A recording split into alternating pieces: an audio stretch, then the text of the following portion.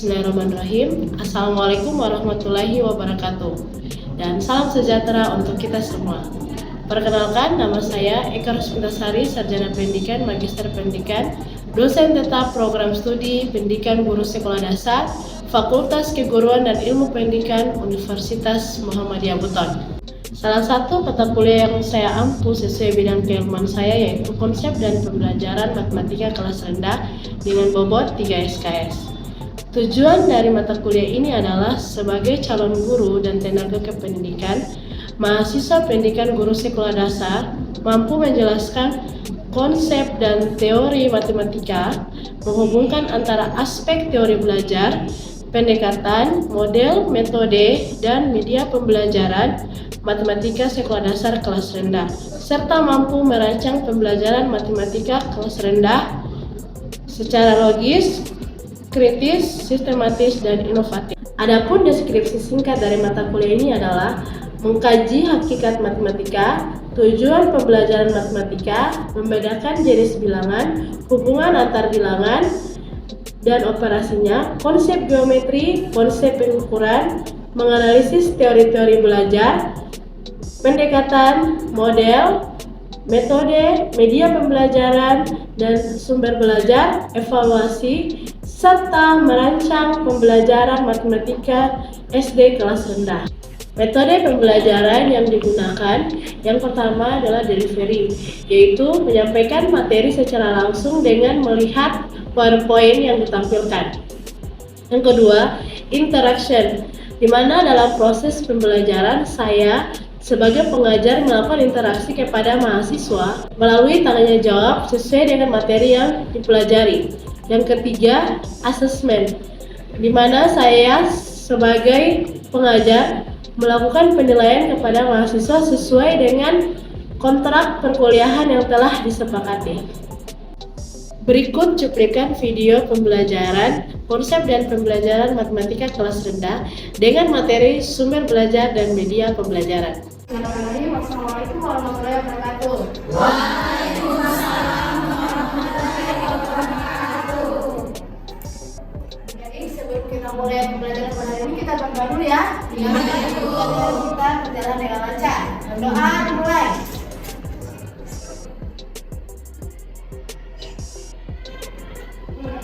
Berdoa selesai. Ibu absen dulu ya. Iya, Bu. Sahrudin. Hadir Bu. Nur Eliana. Hadir, Ibu. Norma. Hadir, Bu. Nur Aisyah. Hadir, Bu. Ode Rahmawati. Hadir, Bu. Hasrat. Hadir, Bu. Suryanti. Bu. Jadi hari ini kita masuk materi yang sumber belajar dan media pembelajaran matematika kelas rendah. Sub TPMK-nya adalah menggambarkan berbagai media inovatif yang berkesesuaian dengan pembelajaran matematika kelas rendah, sumber belajar dan media pembelajaran. Nah, itu adalah yang akan kita capai ketika kita belajar sumber belajar dan media pembelajaran. Sebelumnya aku mau tanya dulu, apa itu sumber belajar? Ada siapa? Ayo siapa? Ya siapa namanya? Oh, dia mau Ya, yang mana? alat untuk belajar. Belajar. Oke, ada yang lain? Saudara? Ayo, telepon dulu. Ada yang lain? Ayo, siapa namanya? Ya, apa itu sumber belajar? Media pembelajaran. Itu beda ya, sumber belajar dengan media pembelajaran. Jadi sumber belajar itu adalah segala sesuatu yang dapat dimanfaatkan dalam proses belajar siswa, ya, dan dapat merangsang pemahaman siswa pada ilmu yang dipelajarinya. Itu sumber belajar.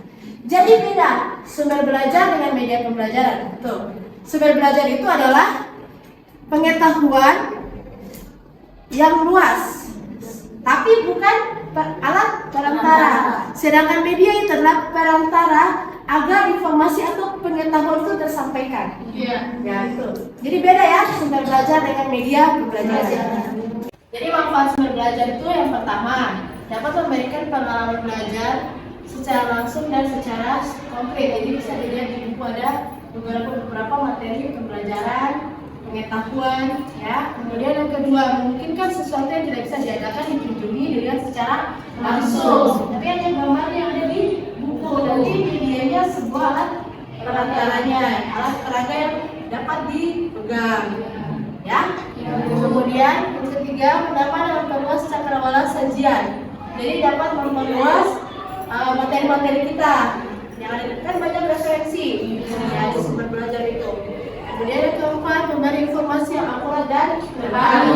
Jadi informasi yang real yang bisa digunakan dalam pembelajaran. Selanjutnya, kriteria pemilihan sumber belajar. Yang pertama itu harus ekonomis. Ya, jadi sumber belajar itu tidak harus mahal ya. Jadi sebagai seorang guru nanti ketika kamu mengajar di kelas rendah bisa menggunakan sumber-sumber belajar yang terjangkau, gitu. Bisa. Kemudian yang kedua praktis. Jadi sumber belajarnya itu kenapa yang ribet-ribet, yang rumit ya? Yang penting bisa dipahami. Kemudian yang mudah, yang ada di sekitar kita. Bagus yang secara kontekstual ada di lingkungan. Kemudian yang keempat, fleksibel, dapat dimanfaatkan, ya. Jadi sumber belajar itu memang sumber belajar yang bermanfaat. Jangan sumber belajar yang mubazir, ya, harus yang bermanfaat sesuai dengan tujuan pembelajaran yang akan dicapai. Yang kelima, ya sesuai dengan tujuannya. Ya, sepaket kan? Iya. Kemudian media pembelajaran. Apa itu media? Ada yang bisa?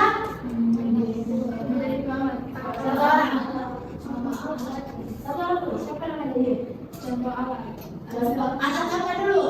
Mungkin kayak alat peraga untuk mempermudah siswa mengetahui apa yang disampaikan oleh seorang guru kepada muridnya. Tentu seperti kayak kubus tadi Bu, Ya. diberikan contoh bangun kubus supaya siswa bisa membayangkan, oh ternyata begini bentuk dari sebuah kubus. Ya. Bisa ya? Jadi media itu adalah segala sesuatu yang dapat digunakan untuk menyampaikan informasi dari sumber informasi ke penerima informasi. Jadi segala sesuatu alat perantara untuk menyampaikan informasi dari ibu guru ke siswa, gitu ya. Manfaatnya yang pertama, media itu menarik perhatian anak. Jadi kalau khususnya di kelas rendah itu bisa gunakan media yang menarik perhatiannya, misalnya yang berwarna. Kan kelas rendah itu masih peralihan dari TK ke SD. Jadi kita bisa menarik khususnya pelajaran matematika. Ya, matematika itu kan kadang susah ya kalau menurut sebagian orang. Jadi kita menarik perhatiannya siswa untuk belajar itu bisa dengan media. Nah, media yang menarik perhatian, media yang ditarik berdasarkan warna-warnanya. Jadi kita cari yang warna-warna yang menarik perhatiannya. Gitu ya? Oke. Kemudian yang kedua, mengetahui mengatasi keterbatasan informasi. Ya. Jadi dengan media yang tadi seperti kita tidak tahu sisi, jadi tahu sisi, kan? Nah, seperti itu. Yang ketiga, membuat pembelajaran menjadi menarik. Jadi dengan media, kalau siswanya sudah tertarik, pasti akan insya lebih aktif. Itu sesuai penelitian kami pernah melakukan penelitian tentang peran sebuah media dalam melakukan pembelajaran. Dan memang pembelajaran bisa aktif. Hasil dari penelitian itu adalah pembelajaran lebih aktif jika digunakan media itu bisa sebagai alat peraga. Sebagai alat peraga itu gunanya untuk menemukan konsep. Misalnya seperti tadi, kita bisa tahu sisi setelah kita lihat media. Di sini memang bisa, di mana sisinya, itu sisi. Tapi ini kita masih mau dengan ada media kita bisa tahu ini sisinya. Kemudian sebagai sarana atau alat bantu untuk kegiatan belajar, misalnya penggaris. Ini pembaris juga ini adalah media, papan tulis media juga. Ya. Kemudian, kalau menurut jenisnya media itu ada beberapa. Ada media visual diam. Misalnya seperti PPT. Ini media juga ya. Kemudian media visual yang tidak diproyeksikan seperti gambar. Kalau misalnya kalian di kelas rendah belajar persegi, ya persegi kan boleh bawa gambar. Ini kan berbentuk apa ini? Persegi. Permukaannya berbentuk persegi. Bisa kan? Bisa. Kemudian yang ketiga media audio. Ya misalnya dari radio, kan? Radio itu bersuara atau video-video animasi. Bisa membuat siswa yang tertarik.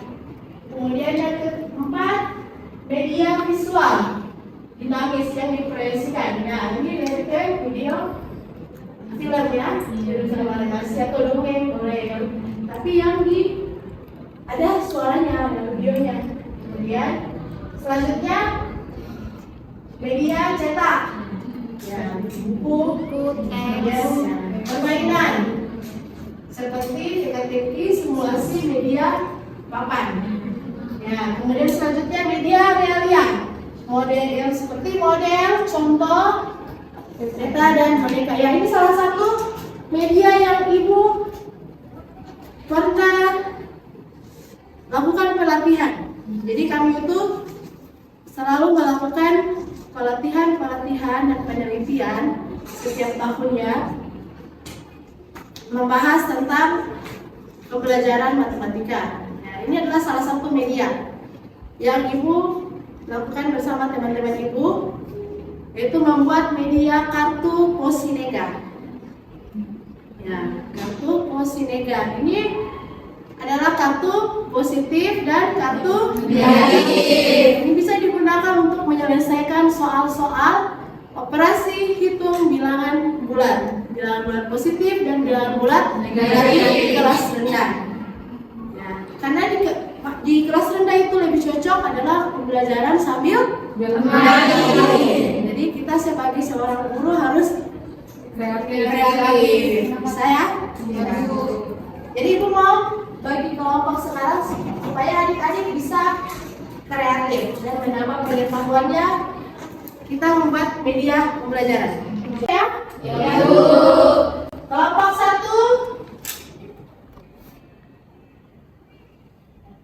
Ini kelompok 1, kelompok 7 orang ya. 1, 2, 3, 4, 5, 6, 7 ya. Ayo. Selanjutnya 7 orang juga. 1, 2, 3, 4, 5, 6, 7. Ya, 1, 2, 3, 4, 5, 6, 7. Ayo sekarang aja berdasarkan rumusnya.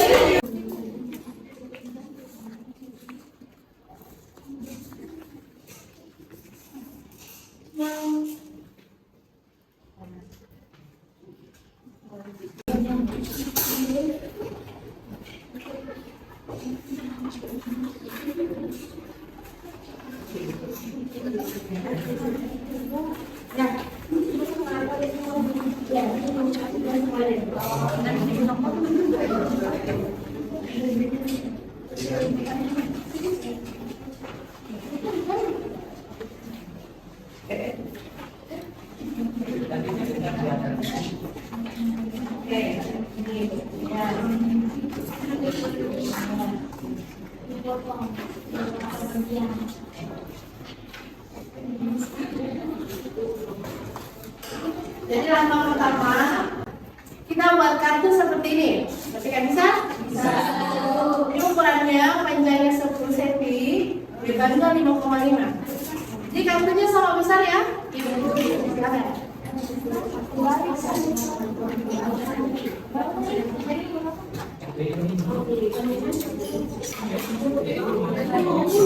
Panjangnya 10, lebarnya 5,5. Ya, digunting.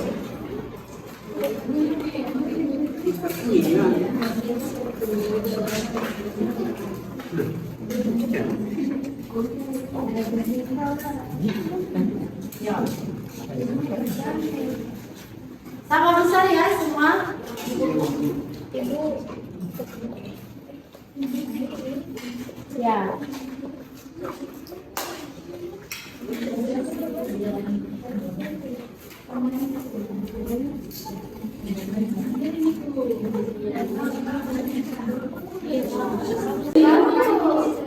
Sekarang 10 cm panjangnya ya. Lebarnya 5,5.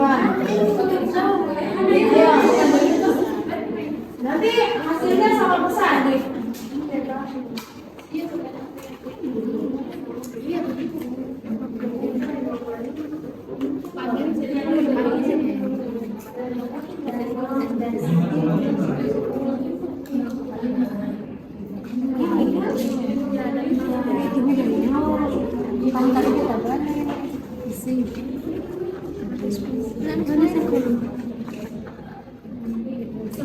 Di sini 20. Oh, sama kita tidak lihat.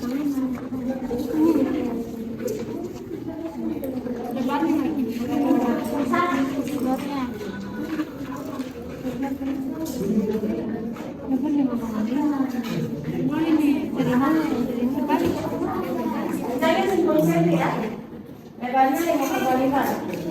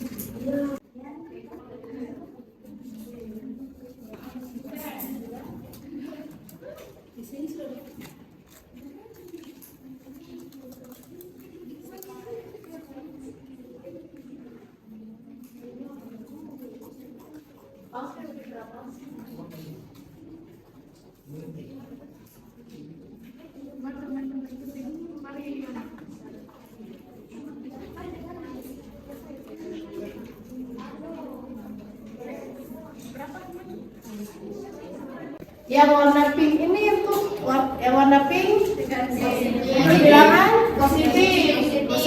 Ya. Yang warna biru saya untuk positif berarti kita memberi. Ya. Negatif diambil. Ya. Ya, untuk yang tambah diberi. Kemudian untuk yang kurang diambil. Misalnya contohnya negatif 6 tambah 7. 1 dan tambah 7. Ada yang bisa bantu Ibu?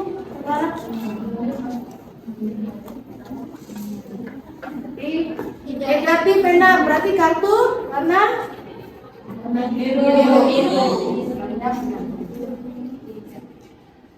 Ya. Tambah 7 berarti ada 6 kartu biru. Tuh. 2 3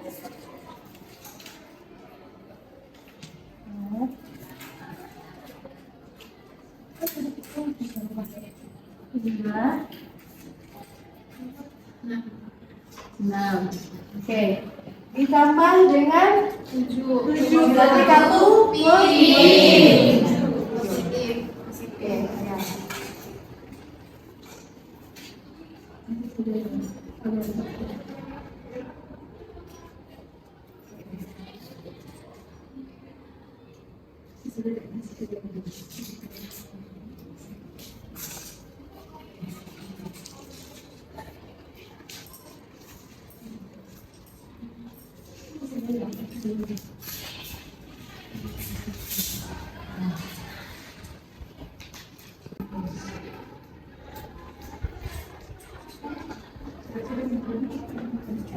Kemudian langkah selanjutnya ada yang tahu?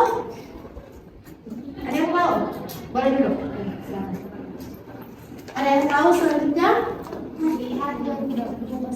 Ya, jadi nanti dilihat di pasang-pasangan ya, positif dan negatif. Pasangan positif dan negatif, sehingga bernilai netral. Satu pasang kartu positif dan negatif itu bernilai netral atau nol.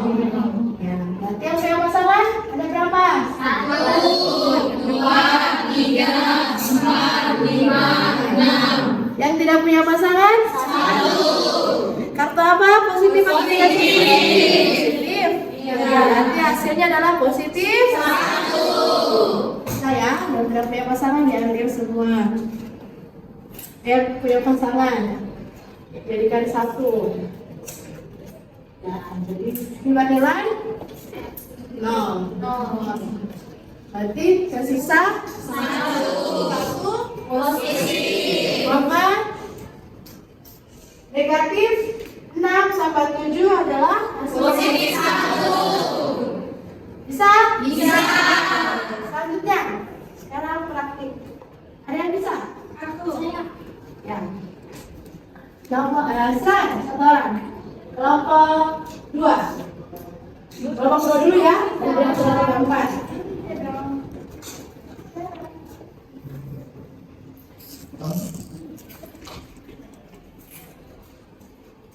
Ini dijelaskan teman-teman ya penggunaannya.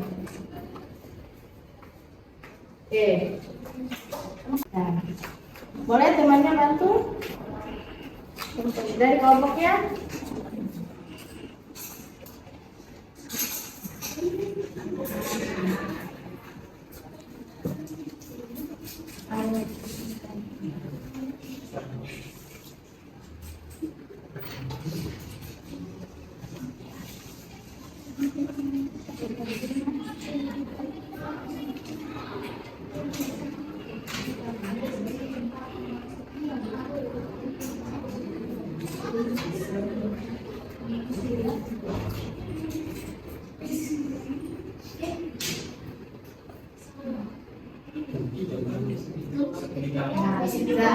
Sekarang menjelaskan Positif 4 ditambah positif 4.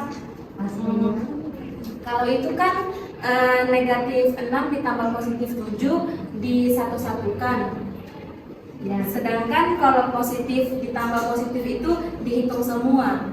Jadi positif 4 1, 2, 3, 4 ditambah yang di bawah 5, 6, 7, 8. Jadi positif 4 tambah positif 4 itu positif 8. Ya, seperti itu. saya tetap dalam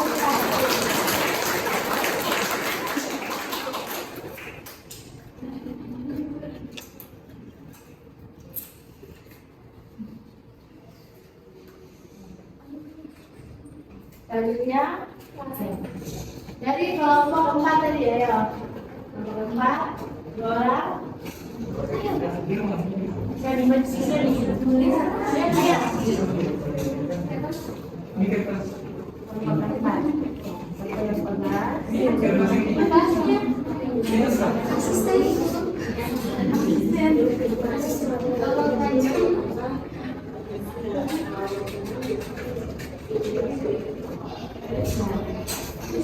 selanjutnya untuk soal negatif 5 tambah 3 tambah 3.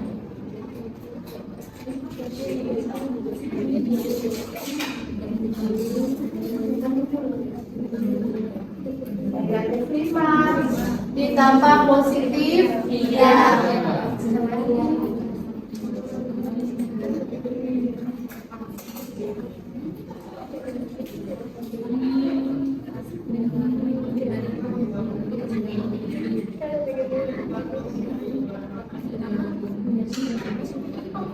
Positif ditambah positif 3.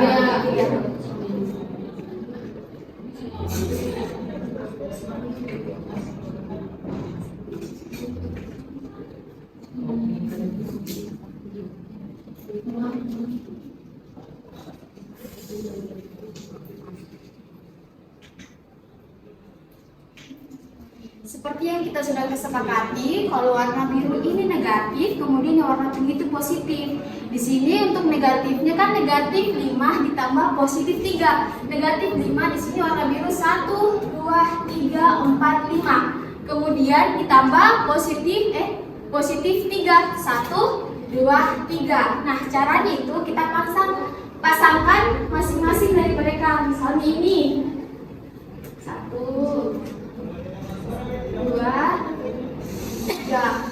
Kemudian tersisa 2 negatif. Berarti jawabannya negatif 5 ditambah positif 3 sama dengan negatif 2.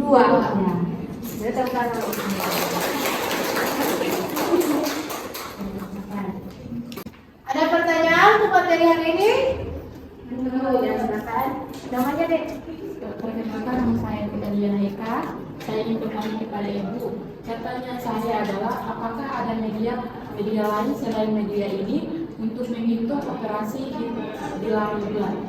Bagus sekali pertanyaannya ya. Jadi ada beberapa media yang praktis, yang mudah, yang ekonomis untuk menghitung operasi bilangan bulan. Salah satunya ada media manik-manik. Jadi manik-manik ini dibedakan warnanya juga ya. Kemudian ada media garis bilangan. Jadi semua media itu bisa dimanfaatkan dalam proses pembelajaran, khususnya di matematika kelas rendah. Oke, saya bertanya lagi. Alhamdulillah, itu sudah jelas. Ayo kita simpulkan pembelajaran pada hari ini. Ada yang bisa simpulkan? Saya Ibu. Ya. Perkenalkan, nama saya Kurnia Putri dan kesimpulan pertemuan ini adalah sumber belajar adalah informasi. Contohnya itu buku, majalah, koran, dan juga bisa diambil dari internet. Kemudian media belajar adalah alat yang digunakan. Nah, alat yang digunakan ini sudah dijelaskan sama Ibu Eka sendiri. Sip. Ya, jadi kita simpulkan bersama ya. Kesimpulannya itu sumber belajar dan media pembelajaran itu erat kaitannya. Di mana sumber belajar itu adalah sumber informasi atau pengetahuan. Kemudian media pembelajaran alat untuk menyampaikan informasi tersebut. Jadi harus media pembelajaran itu dimanfaatkan untuk menyampaikan pengetahuan sesuai dengan tujuan pembelajaran yang akan dicapai. Oke. Ibu kira cukup ya pembelajaran pada hari ini. Kita akhiri dengan hamdalah. Alhamdulillah.